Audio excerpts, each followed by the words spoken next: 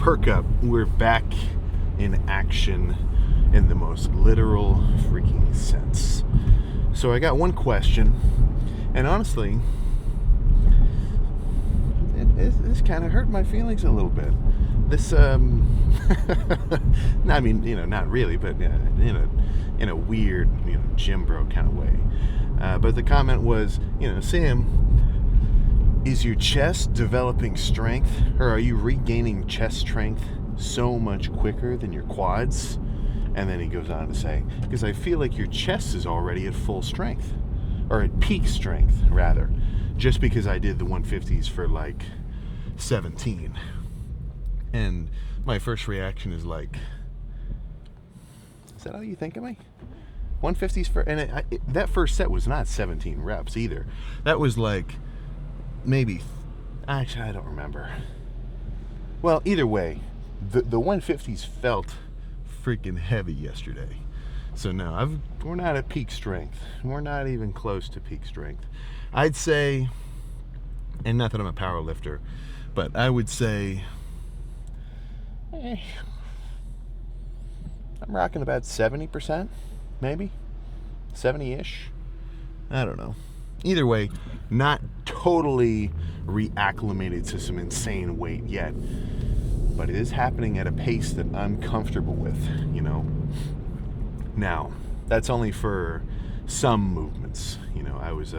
This is a classic bodybuilder Instagram rant, in the phone style of, what are you in the gym to do? Are you here to just lift weights? Or are you here to build muscle, And to that, I would kind of respond both, Like if there were no weights involved, you'd never grow any muscle because you need mechanical tension as basically the, I haven't read all the studies, of course, but fairly certain that mechanical tension is the number one driver of hypertrophy. So without the weights, you got nothing. Zilch. Zero. It's a wash. So clearly you need to lift some weight, but the argument is the idea that, only controlled, slow, negative pumping sets are the ticket for muscle growth. And obviously those are solid, and I do throw those in, of course. But I want to, be across the spectrum. For every, well, I guess it looks something like this. It's kind of this standardized bell curve of sets, where the center of the bell curve is 0. That's the middle ground. That's where I would put a basic heavy set to failure. 12 reps, 15 reps, just a straight up weight. You're not cranking them, but you're not going super slow either. Just a random, or not a random, but a regular set. That's right in the middle. And when you veer off to this side, so first you're here and then you come over to this side of the bell curve, these are going to be heavier sets, maybe a little bit more muscle recruiting, a lot of tension. You're really bringing it. The difficulty isn't you squeezing the weight. The difficulty is you even moving the weight. And then the other side of that spectrum is going to be light squeezing. So that's, like with biceps, I'd say a standard set is just going to be a cable preacher, basic, 150 pounds, some kind of something or other on the cable, where I'm doing 15 reps semi-quick, and I got to burn out with some partials at the end, and that's all I got. A heavy set on this end of the bell curve would be grabbing the 70s for dumbbells, getting 8 reps. Maybe a little bit of swing on the 8th rep to actually get it all the way up. And then the other side would be, what would the other side be? Maybe, so I haven't done this for a while, but I do like this. The setup is you grab a pair of dumbbells, and for this movement, I would grab the 20s. So take that strength adjustment into consideration. But I'd grab the 20s, sit on an inclined bench backwards so that the top of the bench is on my chest, and then I'm dragging, I'm letting my arms hang down, and I'm curling the dumbbells to my head, something like that. But I can't lift a ton of weight in that movement, so I'm going to make a lighter weight squeeze and burn, if you kind of follow me. And I don't think that the answer lies anywhere on that spectrum. On that bell curve, there's not one pinnacle perfect approach which you should just do all the time for every working set. I think you gotta kind of bounce around, you know, have an even mix. So for every light super squeezing set, hit a heavy one, but not just go back and forth between the two. I'd say I'm kind of rocking it like a 50% heavy, or no, 50% standard sets, 25% like really push the weight heavier sets, 25% lighter squeezing sets. That's kind of a good ratio. And then the occasional intensifier. So that's going to be either a drop set, rest pause, maybe a super-set of 2 different movements where that's basically a drop set, but instead of just lightening the weight, you do a different movement with lighter weight. You know, there's a lot of ways to go about it. But as long as you're changing it up and you're not hitting the same shit every time, then you're cool, you know. And I don't think the gym, I guess some things are very like black and white objective, but you know, at what point are you going to see a guy who's training very differently than you and he's making legitimate results? You know, at what point are you really just going to keep saying, well, he's not doing it right? You know, like there's a lot of ways to skin the cat of getting a pump and putting some size on, right? So that's kind of my statement there. Keep an open mind, right? You never know what kind of random set or movement that you might see some guy do in the gym where maybe at first glance you're like, what the hell is that guy doing? But at second glance, once you take a second look, all right, that does look like a cool rear delt movement. I think I might try that on my own, you know, something like that. But I'm going to keep that energy in mind going into back. So lats, mid back. So half the workout will be pull down, lat focused. The other half is going to be upper mid back rowing focused. But I'm not sure exactly what movements I want to do. I know what I did last time. I did a lot of that upper back chest supported row, which I really like. But I did like 5 plates, so I really pushed that machine weight-wise. So maybe this time I want to make that machine lighter squeezing, burning, and then go heavier on a different kind of mid-back row. And then for pull-downs, same thing. You know, I was doing heavy pull-downs last time, so maybe I'll do light squeezing ones this time, and maybe try to do heavier pullovers. Something like that. As long as it's different than the last back day, but I'm just as pumped, if not more, that I can get back in the car feeling like a beast. So let's stop just trying to theorize about it and actually put it into practice. All right, upon further inspection, I'm still feeling my lats a little bit. And that might be because yesterday for bench, I was picking up the dumbbells kind of RDL style, which would have got a little lat activation, just like a regular deadlift. But I feel them, you know, if I feel my back a touch, or if I feel a muscle group a little bit, I might still hit it, you know, if it's just a little, because once you get warmed up, that feeling kind of goes away. But I think back needs one more day to simmer. So I'll say back for tomorrow, and today's just going to be shoulders. So throwing little shoulders every so often. I'm not going to slam them on a bi-weekly basis, but they will, I do want them to be a little sharper. So let's start with rear delts on the reverse pec deck. And I'm just going to camp out here. So I might just splice some reps from each set instead of showing the whole one of each, just because I wouldn't be surprised if this is the only movement I do. But we'll see. You know, it is a good one. And your shoulders are pretty simple muscles. So I don't think I need 5 rear delt movements. One good one, if it clicks in the day, will do the trick. All right. Yeah. Oh.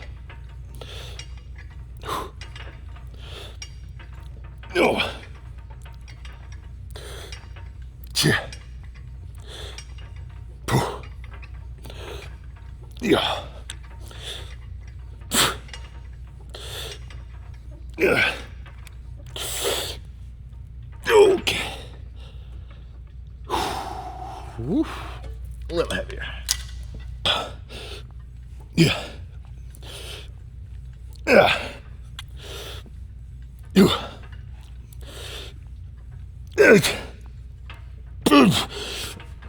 Okay.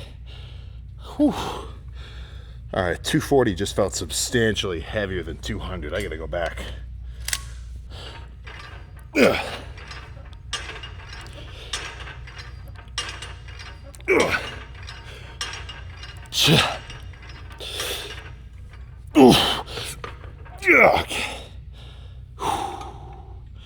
Two more. Okay.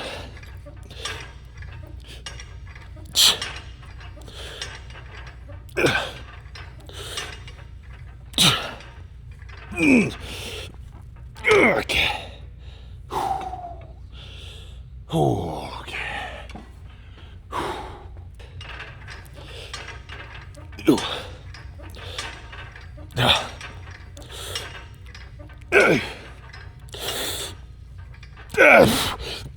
Okay. All right. Let's grab the side lateral machine.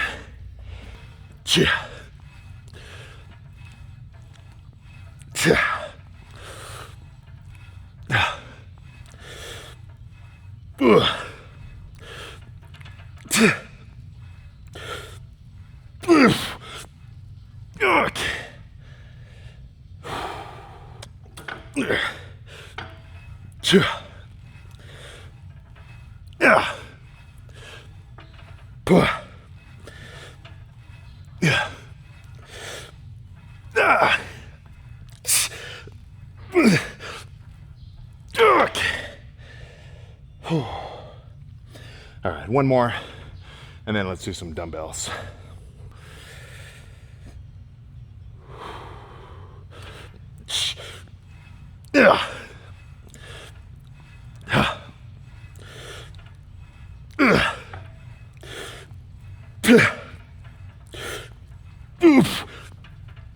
Okay.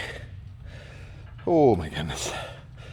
Yeah, that was good. I haven't gone that heavy on this machine before. That felt pretty solid. But I think a set or two of the dumbbells, and that'll be it.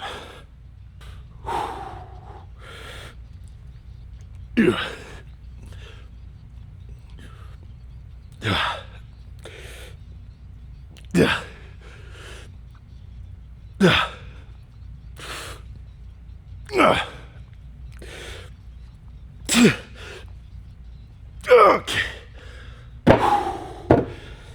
Okay. Yeah, one more of those. Shoulders are freaking done. Now keep in mind, my shoulders are ahead of the game, so I'm not hitting them the same as everything else. All right.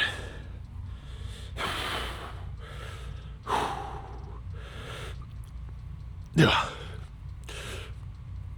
Yeah. Ja. Yeah.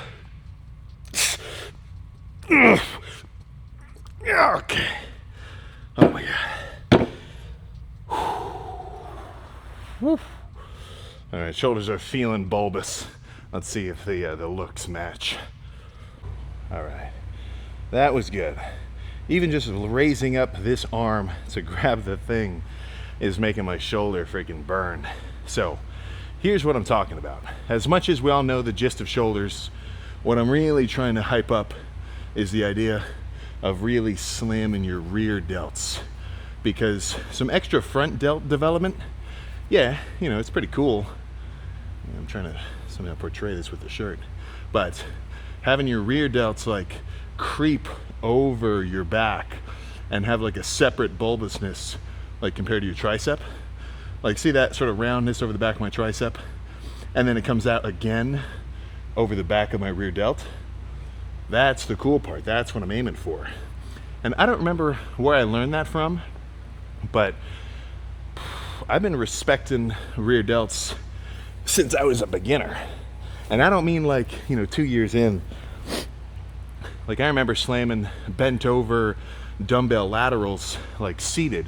So I'd sit on the bench, bend over, and then hit some of these. Like shit, I was in those my first few months. So I must have seen some video of somebody hype up rear delts, and it just made a freaking ton of sense, right? The idea that looking to your side and seeing your shoulder like fully capped would be fucking cool. So I'm glad that whoever I got it from gave me some good shoulder advice. But yeah, I mean, just barely flexing, just kind of doing a little bit of a hold. They are looking very bulbous, which is the cool part. Oh, actually, let me hit one more of those.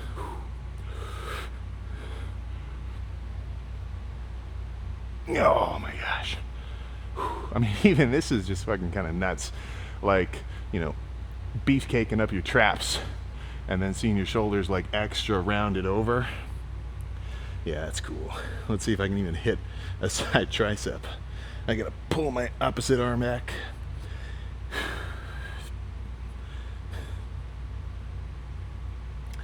Oh, barely. It's making me so tight in the front that it's hard to pull them all the way back here. But especially in a back pose, they really jump out, because this is where, you know, you can kind of see your rear delts add to your back. So I can't see myself, so let's hope I do this right. But yeah, there should be a pretty big shadow underneath both shoulders, and then you can see the teres major underneath, like the eye of the demon back, and then everything else. So rear delts not given enough love. And if your thing is you want to look big in a t-shirt, like if you really want the like the sleeper build where it's, you can kind of tell you got something going on, having shoulders a little bit more broad, adding to this like upper corner effect of your frame, will really do that for you. Like I could tell even just sitting in here, from unpumped to pumped, especially with this shirt, because like since it's light, the shadows are a little extra pronounced. But even just like stand and look at myself sideways, like I can tell I've got a shoulder pump, and you can even see it kind of round over in the back. So obviously big shoulders make you look big, we all know that, but don't neglect your rear delts. And for me, my front delts are already overdeveloped because I've had a bad habit, which I've been working on. I think I'm better at it now, but I used to really press hunched everything. I still focus on trying to keep my shoulders really far back in my pressing now, and I'm still working on it. It's hard to break that habit because half of it is just like my build, you know, but I'm working on it. So my front delts are already there. You know, when I hit a front bicep shot, front delt jumps out. I want my rear and side delts to really kind of take over the show. But shit, I think nothing else to say. Let's just freaking roll. Alright, so that was a perfect example of a pivot. That was a perfect example of coming in with a plan, having the plan get derailed, not letting it mess with you, simply make an adjustment and move forward. But yeah, when it comes to, you know, you're sore on the day, there's two kinds I would describe, you know, and the litmus test for both is just doing a few reps, you know, and feeling how everything feels. But yeah, I could tell even just doing some feeler reps of like some single arm pull downs on the regular crossover cable machine, which is like my go-to just basic lat warm up. Things were feeling a little tender, so I'll give it some time. And yeah, maybe I gotta stop. Actually, I don't know. I gotta figure out a way to do dumbbell bench without having to pick up the dumbbells, because that's a lot of energy. You know, it's not nothing to bend over and pick up 300 pounds worth of worth of steel or iron or whatever, and then start the set. But any of the actual like dumbbell racks, if you've ever seen those almost seem like they'd be more of a hassle, because now you have to somehow pick up the dumbbell and like put it basically shoulder height. I'd probably hurt myself doing that. You know, I'm not used to that kind of freaking loading. So it's yeah, I think it's just a necessary evil. But when it comes to your, well, potentially your dumbbell bench, you know, I've got some thoughts. I see a lot of guys, especially going heavy, where they throw one, what's this guy? I guess I'm just gonna follow this guy. But where they'll throw one dumbbell up at a time, and then they kind of go crooked style. So they'll do the left one, and then the right one is still like on their side, and then they do the right one. or whichever version. I think I just said right twice, but either way, they load up one at a time, which seems so crazy to me. Like, I would never want to throw a single 150 up, because I feel like that's so much non-symmetrical load that I don't even know what I would do. Like, it just, for me, even going like as heavy as I can go, sitting on the bench and throwing back both at once, that has always made the most sense. I guess shoulders are a little bit different, because it's kind of tricky to throw two up for like a shoulder press. But for incline bench, I don't know, that's just how I like it. And this is something that I see all too much. This is kind of turning into like a Sam's pet peeves, is I'll see guys do incline bench on either the Smith or with dumbbells, and they'll put the incline up, but they don't slide the butt up. They don't make the seat section of the bench inclined, back and forth, so that you don't slide out from under yourself.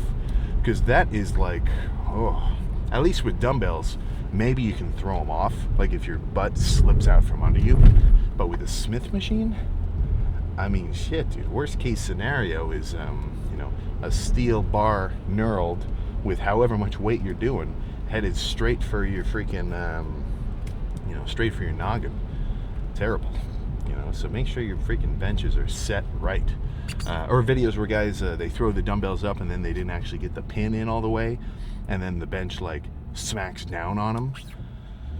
Ooh, freaking heebie-jeebies. That's one thing I do need to get. I'm going to look into this over the next few days. Is safety blocks. Big ass like HDPF. I didn't see HDP. I don't remember. If you've ever been in like a more of a CrossFit sort of gym, where they have those big like stackable plastic composite like just sort of stands, I got to get some of those so that I can do incline bench without a spotter. And yeah, I mean, I could do them on the rack itself, but I don't know. I just don't like it.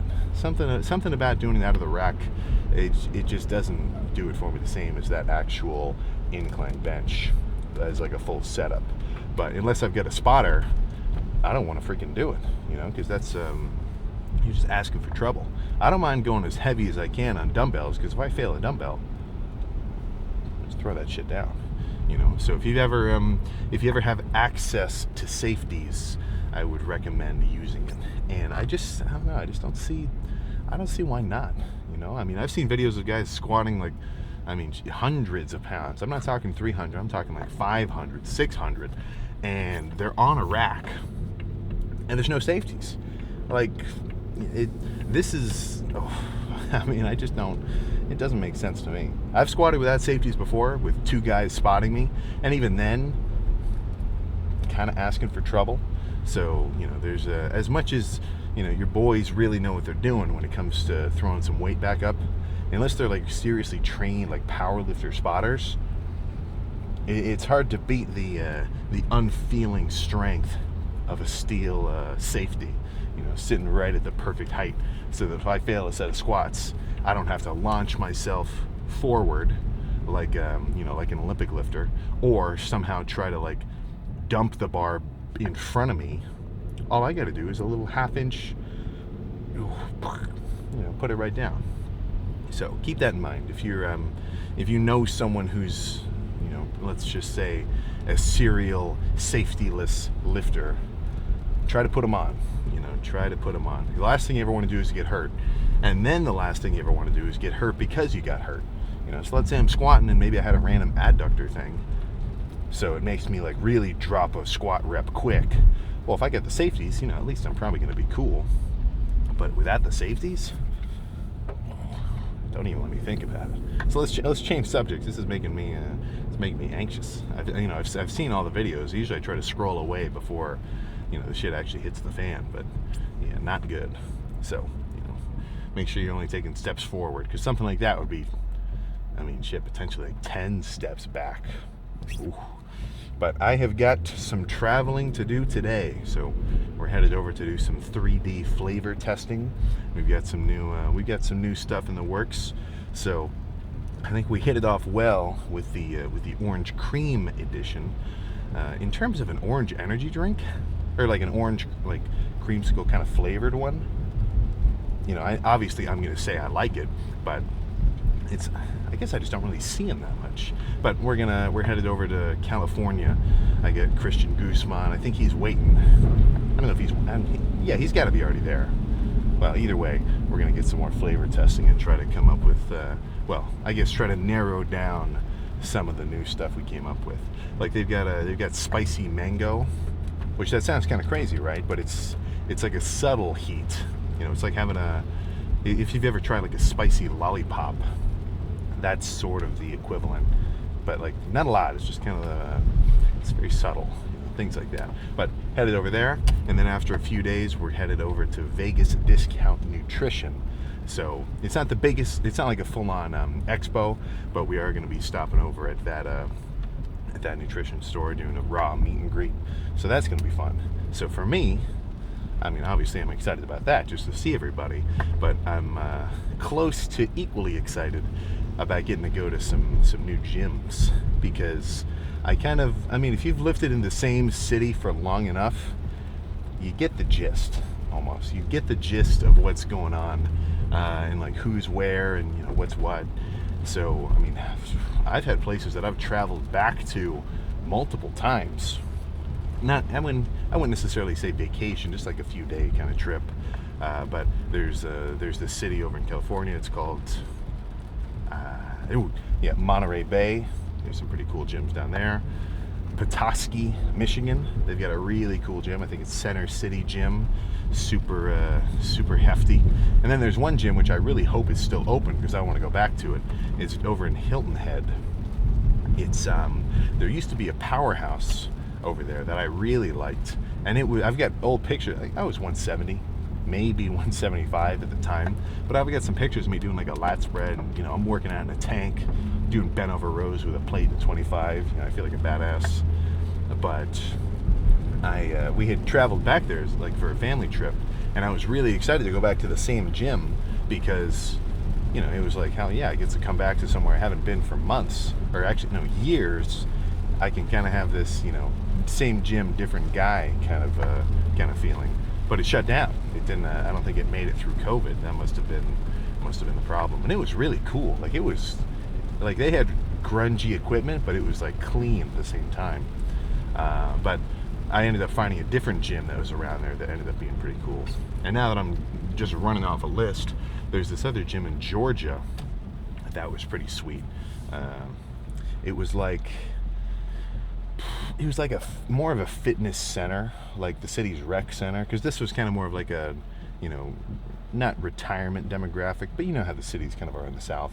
If it's not like Miami, then usually it's a little slower paced. But I'm looking around, I'm like, okay, this gym looks pretty decent. And it had like racquetball courts, swimming pool, basketball, all sorts of stuff like that. But the gym itself was like insane. I don't know who put all this stuff together, but it wasn't a big space. It was like maybe, honestly, the whole place was smaller than my gym now, but the density of equipment was like nuts. It had squat racks, platforms, all the dumbbells you could ask for, of course, but even like really, just the guy who picked all this stuff knew what he was doing. So it kind of makes me curious, like, how the hell did he know to get all this badass stuff and not just, like some regular, run-of-the-mill kind of cheaper lines of things? Which, if you've got a school rec center, let's say you're a college guy right now, and your school has good stuff, you better enjoy it. Because, for what I noticed, at least throughout my years, was they replaced a bunch of equipment, old, cool, grungy stuff. Like there was this old pec deck. If I wish it was around, I would freaking try to scout it out. That would be worth a 3-hour U-Haul drive just to pick it up. I think it must have got sold to somebody else. But just this really old school pec deck that was awesome. Like all just metal painted. There was no rubber on the handles, but you didn't need rubber, just based on the feeling of it. And they replaced it with a bunch of this cheap ass, like, it's not like a name calling thing, because if you're a big ass manufacturer of equipment, you're gonna make you know, your top of the line stuff, but then you're going to also make your more cost effective stuff. And usually, I mean, just the term cost effective, you're kind of cutting corners. And a lot of the shit was just breaking all the time. Like I'd come home for the weekend and come back. A leg extension was broken when I left. It was fixed, but then the hamstring curl was broken when I came back. Like, just all the time. So if you get some good stuff, try to enjoy it now. You know, I'm still, it's only been a couple of years. I'm still freaking nostalgic for the rec center days. So I'm sure that feeling is only going to grow going forward. Luckily enough, though, I've got a freaking crap ton of documentation from all the workout videos. So if I want to go back and see what it was like, well, shit, all I have to do is look up Spring Bulk episode 50 or something. You know, which I haven't really done. I haven't gone back and watched a bunch of videos yet, but I'm sure that I will. I am absolutely sure that I will. But nothing else to say. What I thought was going to be a back day turned into a very solid shoulder pump, to the point where I still feel that they're a little extra swollen right now, which is a good feeling. So I'm going to get home, pack my stuff up. Kind of as quickly as I can. I'm running late. Not like, oh shit, late, but a little late. So this upload might be a little later in the day. I'll probably have to edit it on the plane. But either way, I've got back tomorrow. Thought it was today, but if you were really itching for a heavy back day, you gotta wait one more. But I will see you for that.